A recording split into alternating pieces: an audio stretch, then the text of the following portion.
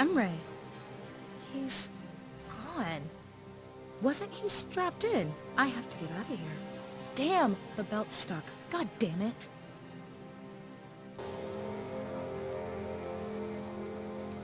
The switch for the interior lighting.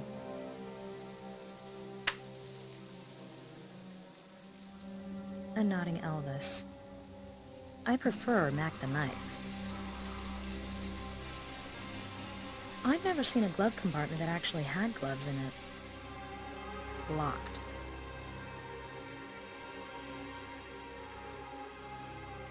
I seriously doubt that people actually keep their spare keys there.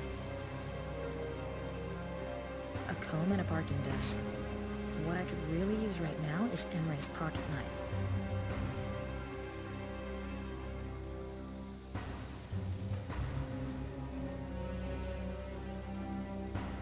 The disc shows 11 hours. A long comb with a long handle, for people with short arms. Looks reasonably intact from the inside. The door's stuck, but I could climb out through the smashed windshield if I wasn't strapped down with this belt.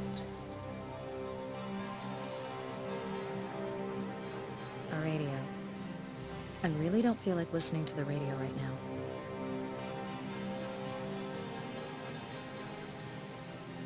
There's a plastic container.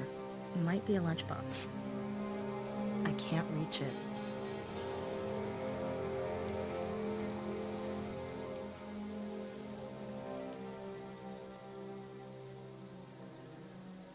Let's see if I can pick the lock on the glove compartment. I can.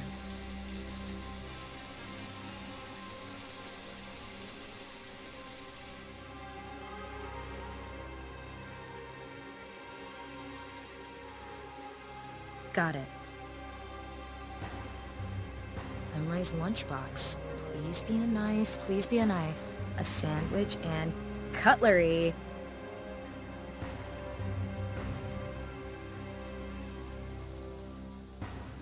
A sandwich. Forget your figure. It's good for the soul.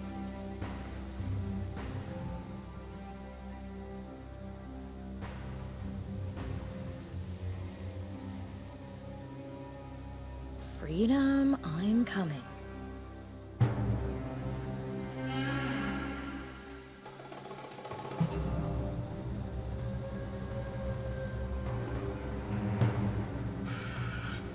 That must be the box of Max's stuff that Emery's been holding.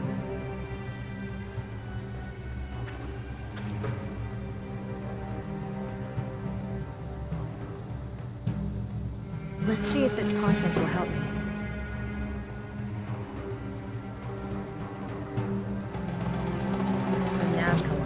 Stonehenge, the Quiquilco Complex, the Nebra Sky Disk, all records on lost civilizations, and circular, every one of them. But what's that got to do with Max disappearing?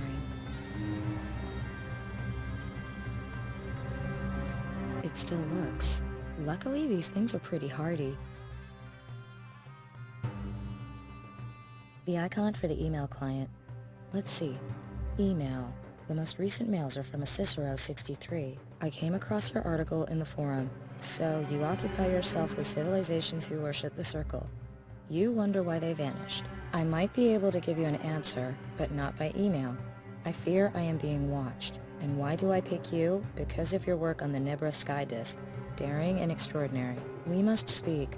Cassandra has made a discovery that will change the world. That was the last email, but Max saved something in that contact. Cicero 63, Michael Anderson, San Francisco, Palace of Fine Arts, Restorer. A restorer? How did he find out anything important? And what's this talk about an all-knowing Cassandra? Max also entered an appointment. Meet at 3 p.m. on August 12th at Palace of Fine Arts. The 12th, that's the day after tomorrow. I have to find out what Max wanted with this restorer. I'll have to hurry, though. San Francisco's a long way away.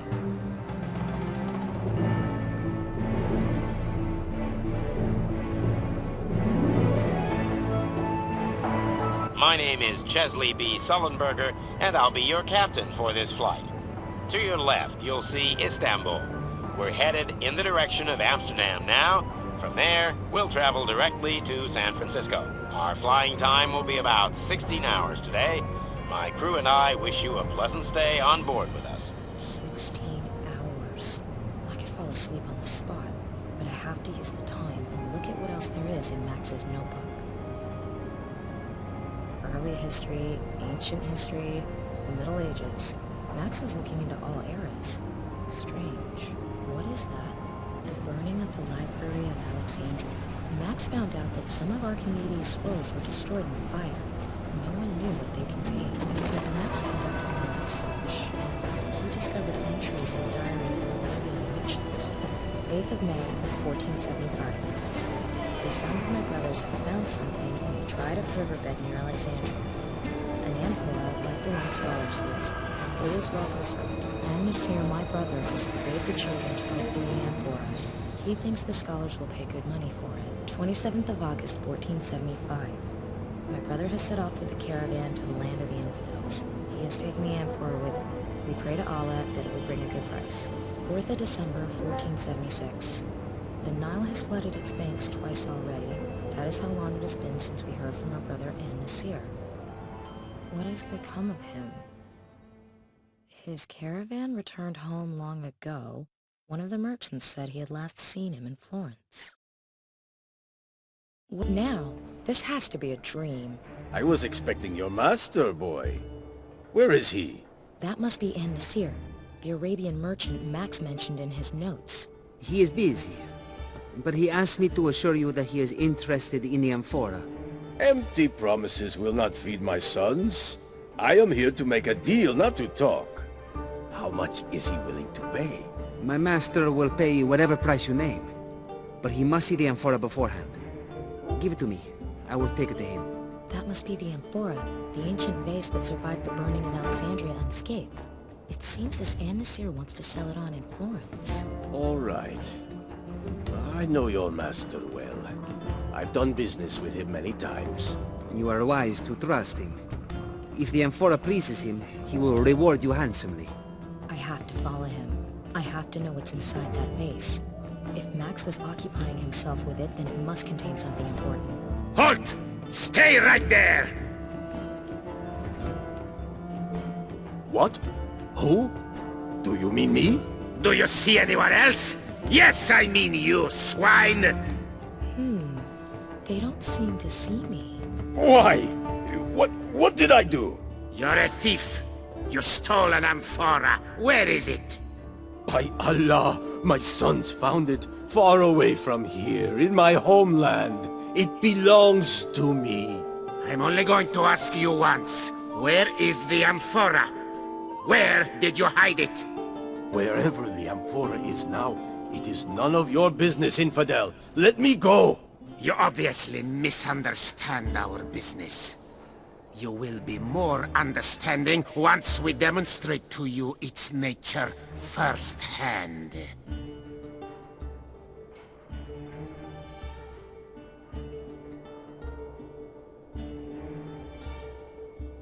Damn, the boy with the amphora. He's gone, and Nasir is my only chance. Only he knows who he sold the amphora to. That's where the guards went with the merchant. Damn, locked from the inside. Alright, let's summarize.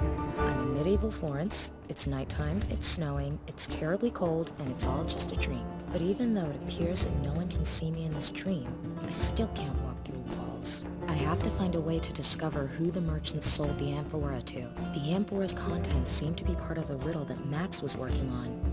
I have to know what's in it if I want to see him ever again.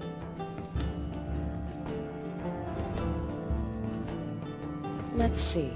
Spices, mushrooms, herbs. Always learn the names of foods in foreign languages. It's a small shop.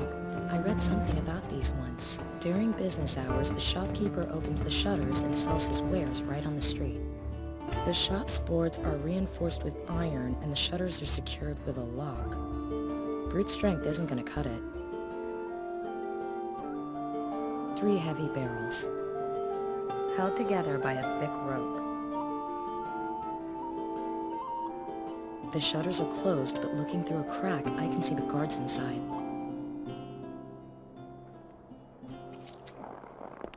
I can't get the shutters open. Lots of snow here. This isn't the right time for a snowball fight.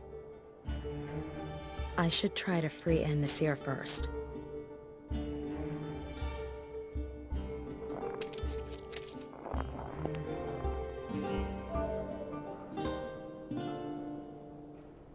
Several crates and barrels on a wooden pallet. They're secured with a net. A net's wound tightly around the crates and barrels.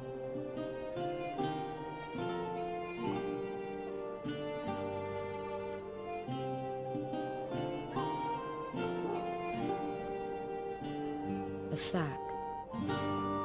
I can't reach it. An empty cart.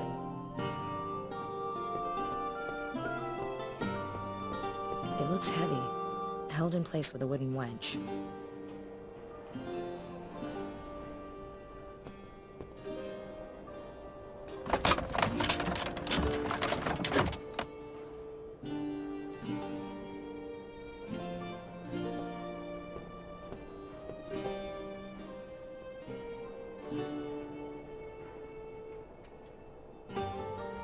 It's full of salt.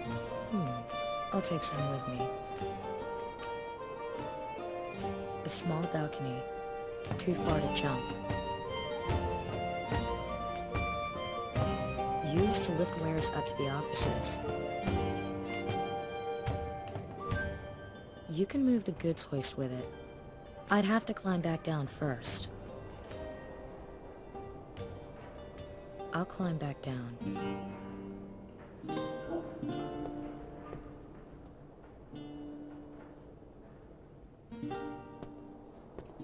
I can't turn it. It's covered by a layer of ice.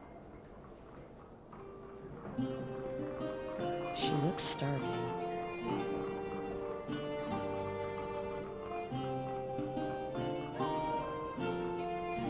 The salt is thawing the ice. Insert clever scientific description here.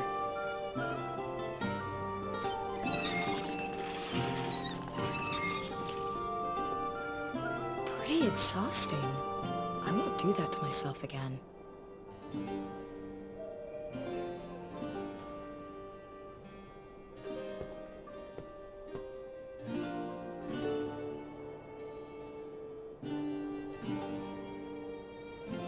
A bronze statue. The sword in the statue's hand seems to be loose.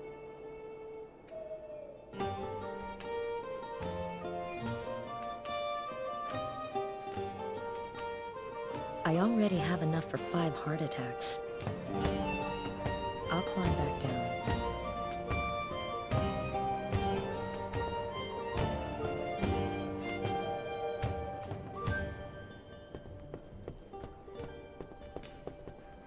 I'd rather keep my skin.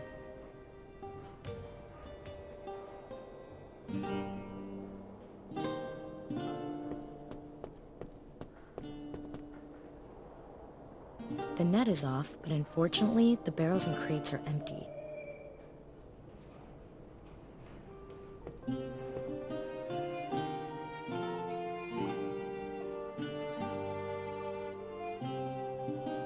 A clothesline. I can't reach it.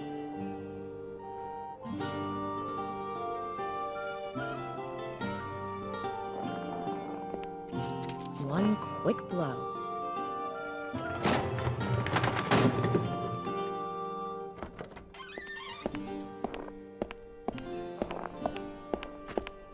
Sweet John the Baptist! What was that? Some barrels rolled up against the window. Can't see how. Clear the barrels away and shut the window so we don't freeze to death in here. See, my commandant. I love it when a plan works out. Talk! Who did you sell the amphora to? Perhaps if I were to twist off one of your thumbs. Or would the slow perforation of the skin on your face make you more talkative? Why are you doing this, Sahib? I have done nothing wrong. The amphora is mine. You're a liar, a common thief. And do you know what we do with thieves? No! You must believe me! I am innocent! Please let me go! We're not playing games with you, dog. When we come back, we will loosen that forked tongue of yours. He is nearly broken. Let him stew a while longer. Soon he will see. You have to pity the poor bastard. It's not his fault someone wanted that amphora badly enough to pay us. Sod it. So long as those cloaked freaks get what they want and pay us our due. Then we kill the Arab. He suffered a fatal crisis of conscience during questioning. Too bad. No witnesses. He didn't do anything wrong, and he won't last much longer. If he gives up the identity of the amphora's buyer, it'll be out of my reach for good. I have to hurry. If what I heard was right, then he's still due payment for the amphora. I'll free him and follow him to the buyer. Maybe then I can find out what's inside this thing that's so important. I nailed some cloth over the window. That should keep the cold out tonight. I'll bring in a handyman tomorrow. Right. I need to report to our employers. Perhaps I can negotiate some more thinking time for our guest. I will question him personally later on. Understood? Si, signore. One less to worry about, but I still need to deal with the other two.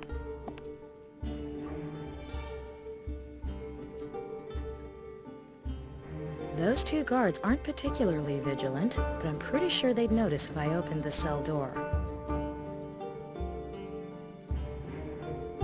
A chimney.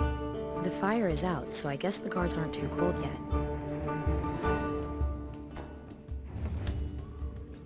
Those two guards aren't particularly vigilant, but I'm pretty sure they'd notice if I opened the cell door. An ash pan. They'd notice that. There are several torture devices lying around. I won't use it for torture, I promise.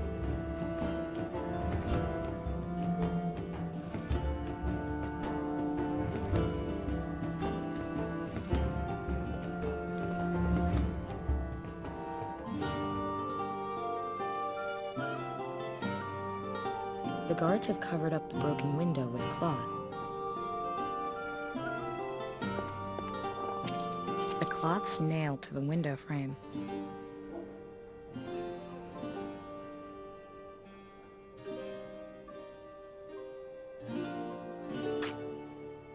I've cut a hole in the cloth. Damn. It just gets colder. I'm going to start the fire.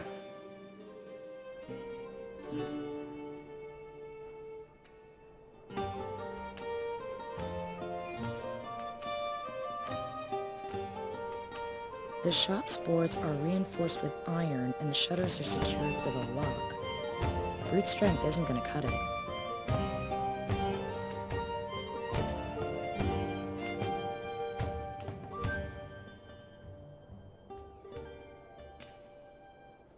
Two sturdy hooks. I can't pull it out of the wall.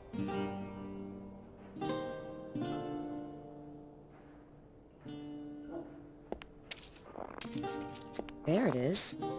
Now I can climb onto the roof. That should work.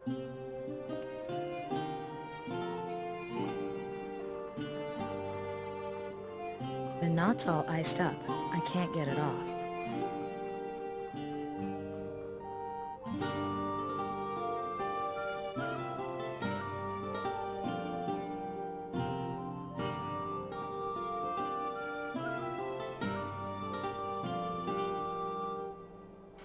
I can't get any higher. The roof is too slippery and I'll fall without anything to hold on to. Smoke's coming from that chimney. I'll climb back down.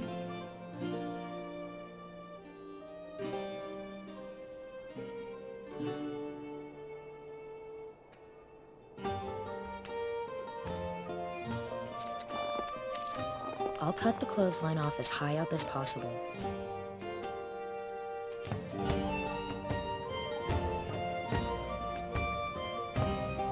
two arms on this thing widen as you unscrew it.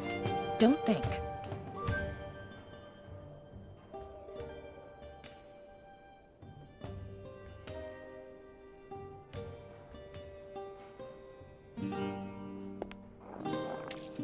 I'd better leave it there.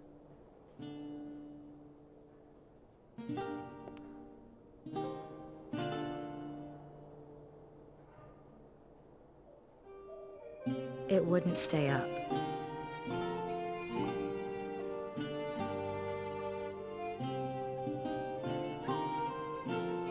I'll tie the clothesline to the poker.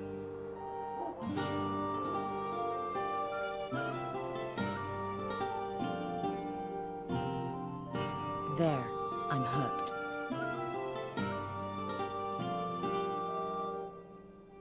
I can use the clothesline to pull myself up further.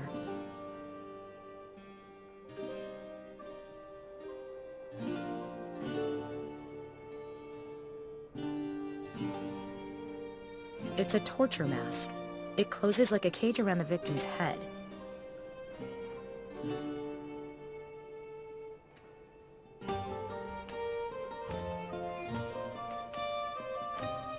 I'll climb back down.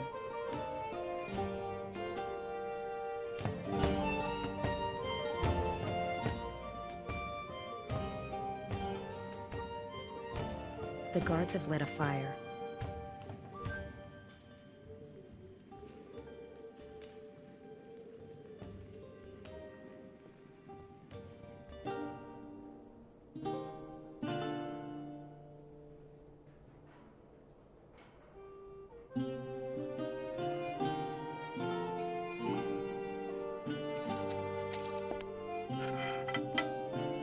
Push the shutters open a little. Let's see if I can squeeze something through the hole. Some herbs.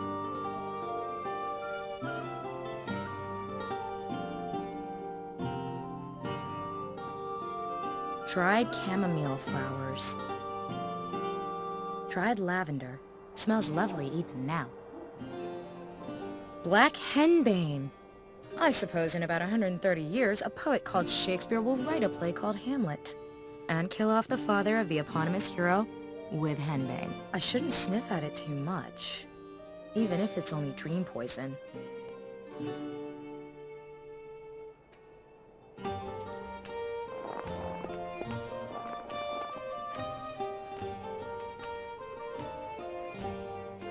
I can use the clothesline to pull myself up further.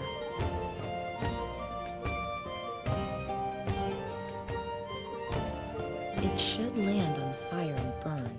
I'm curious to see if its narcotic effects are everything certain people say they are.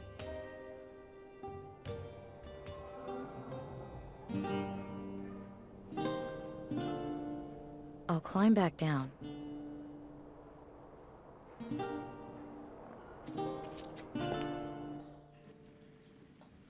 Sleeping the sleep of the thoroughly outfoxed.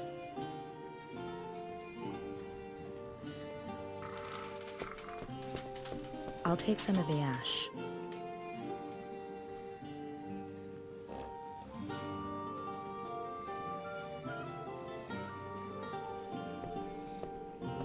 It'll be difficult to open the door without a key, but not impossible. It's hung on huge pivot hinges.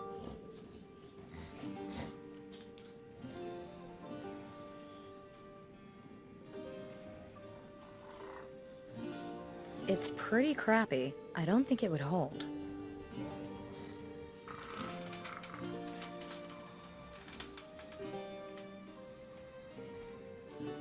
A big tile is missing in the floor here. There's an indent in the ground here.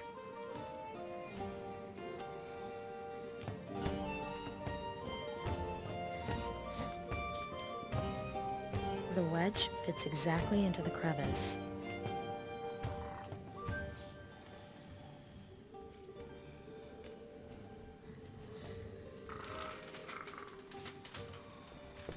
It'll be difficult to open the door without a key, but not impossible. It's hung on huge pivot hinges.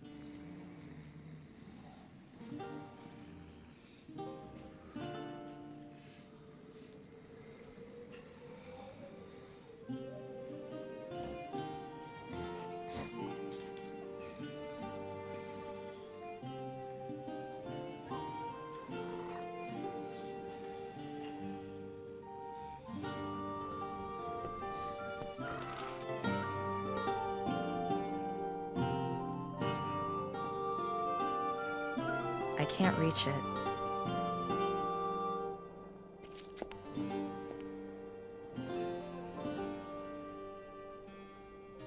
I'll take it with me and untie the clothesline. I'll climb back down.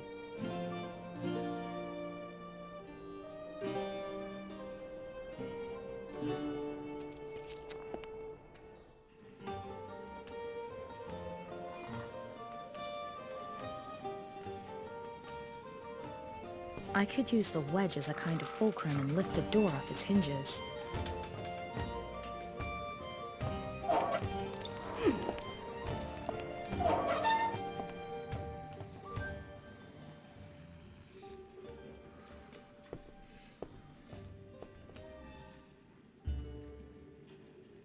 The poor guy. The guards will kill him eventually. If I help him escape, he'll lead me right to the amphora.